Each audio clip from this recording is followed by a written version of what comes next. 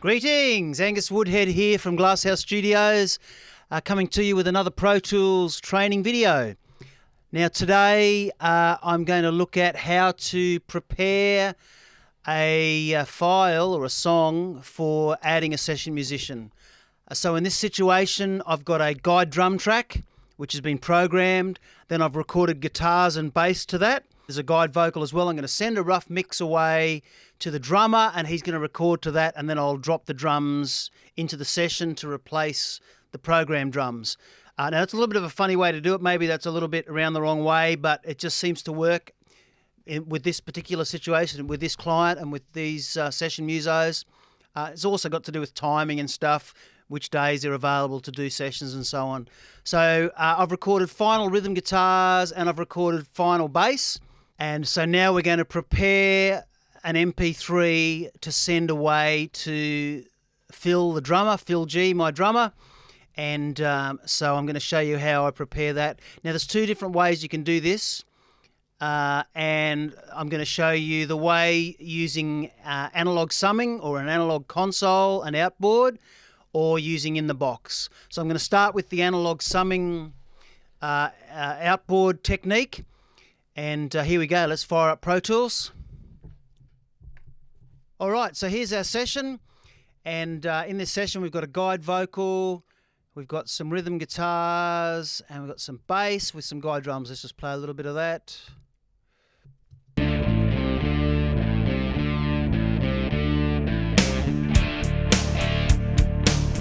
So we've got the final bass, the final guitars, and just the programmed drums. So the programmed drums, it's just a beat I've made, and I'm just using trigger, slate trigger on that.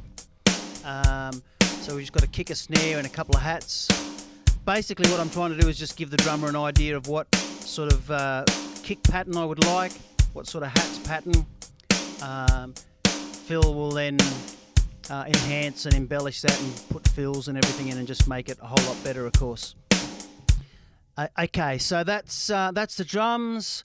Now, it's very important to pick a point that we're going to export from. This is actually the one I sent for bass. And what I'm going to do is I'm going to make a fresh one. Now, let me just show you what I'm doing with the routing here. So the way it's working, there's my guide vocal. That's going out. These are my outputs here. So I've actually got 32 outs. And outs 29, 30 are feeding my ELOP, and 27, 28 are used vocals. The vocals go to the ELOP through 29, 30. Bass goes to 27, 28 through an 11, 78. And then I'm using an analog summer, an SSL analog summer. Channels 1 to 16 are drums, and then 17 through to 26 are instruments, and they feed a Smart C1. The drums feed an API 2500. So you can see, let me just zoom in here and show you a look. The different channels are feeding the different elements. So drums are going through the API, bass is going to the 1178 there, guitars are feeding the C1, and vocals are feeding the ELOP. So they're all, feeding the outs. So what's happening is they're going out and they're being summed together on an SSLX desk with analog processing, and then I'm bringing a stereo back in from the SSLX desk, and it's called mix bus in.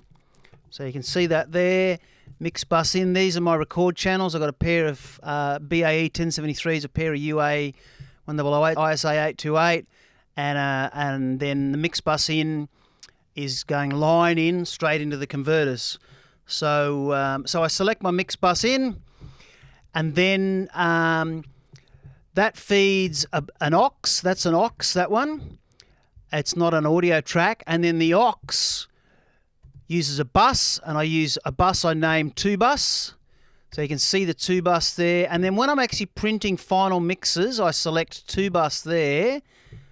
Let me just show you a look there. So we've got mix bus in from our SSLX desk, and then feeds, this is an aux, and then it feeds the 2-bus, what I call the 2-bus aux. Then the 2-bus in comes in there, and then I feed that out another pair of outs, which I call reference out. and reference out is purely for monitoring. There's no processing. It's just straight out through to my monitors, through my monitor controller. And so what we want to do in this situation, the reason I do that is when I'm mixing and mastering, I can put processing on the 2 bus. So I've got different processing and limiting and whatever. And then I print the mix to the audio track here, and I name that audio track whatever I want to name it. But there's a degree of latency that occurs there. You can see the latency down here. So there's the amount of latency and compensation, delay compensation and latency and stuff we've got happening. So when I'm sending to session musicians, I want to make sure I don't have any latency. So what I do is I take my mix bus in, feed straight into the audio track. And if you have a look here now, we can see the level.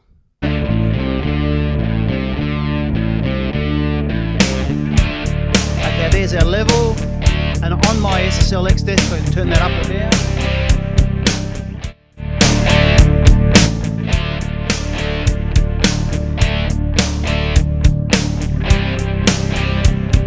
Obviously, it's very important to make sure that doesn't clip, because I don't want to send the session Muso clipped audio. Now, what I'm going to do is I'm actually going to turn off the drums, and I'm going to send the drums as a separate stem. So I'm going to put a count on the front, just with a click. There it is there. Make sure that's there. There it is. And I've just set that up using the standard Pro Tools click. And I'm going to mute the drums. Bang. And so we just have guitars, bass, and vocal. Now I've turned the vocal down on my outboard because I don't want the vocal blasting the session musician's ears out. He's going to have a headphone mix, so he'll set up his own click, and he'll hear the guitars and the bass, and I just have the vocal sitting down low in the mix so he knows where he is in the song. And so we mute the drums. Now I'm going to bounce this out. So I'm going to create a new audio track. We're coming straight in, mix bus in. I'm monitoring through reference out. And I've made sure my level's not clipping. So now what I do is I name that. Now what I do with my naming, I always make sure, because I keep everything. So in this case, I'm going for drums. The song's called Feed My Sheep. For drums, I have the tempo, 105 BPM. I put the key, and I put the resolution I'm working at, 24-bit 48K. So there we go. We've got a brand new playlist. I've just created the playlist over here, and that's ready to record. So there's a difference between a print and a bounce. Now, a bounce is a high-speed digital bounce. A print is where you actually print it in real time through processing, and in this case, I'm using analog outboard and a console and stuff. So let's print this, and I'll just fast forward to where I've got that printed.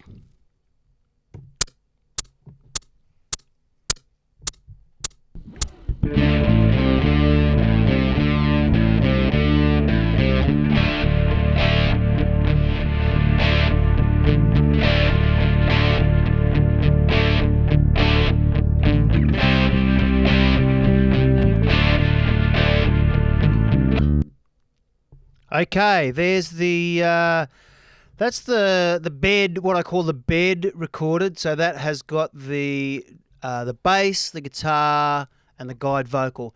Now what I'm going to do, I'm going to print another file, but this time it's going to be just the drums, because I want Phil to hear exactly the sort of kick patterns I want, and the changes and the stops and all that sort of thing.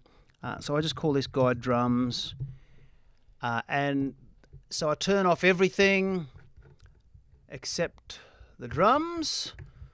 So we're turning off all the guitars, we're turning off the vocal. I don't put the click on this, I just make sure that's okay. So we're just hearing the drums, perfect. So now we're going to bounce that. No, we're not. We're going to print that. Thank you. And here we go. I'll see you at the end.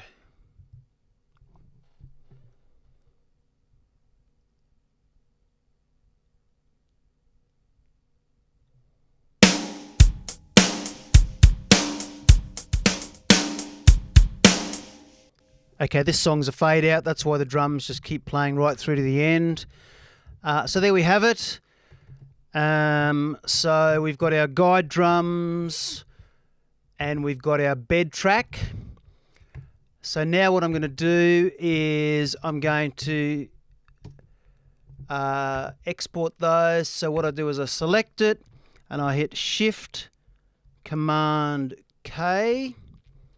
Shift Command K is your export. I select MP3. I keep my resolution at 48. I choose where I'm going to put it. I always keep everything very organised, so under the name of the song and everything. So that's the title of the song. So we're going to drop it in there. So let me just zoom in and show you what's going on here. So we've selected MP3. Interleaved, we don't want to go multiple mono, we always want to go interleaved. Being an MP3, you don't get the option of bit depth. I'm going to keep it at 48 because that's what we're working at. What Enforce Avid compatibility does is it turns it into 2 mono tracks, but I just want a stereo track. Then I choose to select my directory, and I'll just leave that as Pro Tools wants it, and hit export. And because I don't bother naming it or anything like that, this is where you can name the MP3 and so on. It's just for the drummer to play to, so that's not a big deal. So then we go to the other one, go on the playlist, Feed My Sheep Guide Drums, same thing, Shift Command K, all exactly the same settings, make sure it's in the same folder, export, bang, bang, that's done. Now, there's one other thing I give all my session musos, and that is I actually do a screenshot. You can see here, up the top here, I've got all my location points.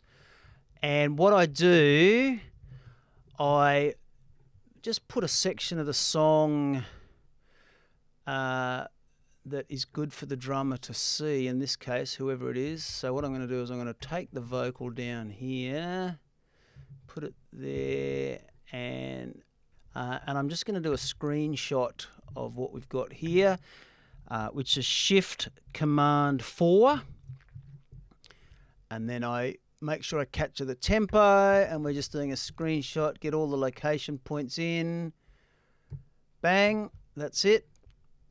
And so I'm going to save that, quit out of there, close the session.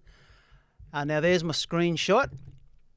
That's the screenshot there. So I'm going to name that Feed My Sheep Format, and that way he knows exactly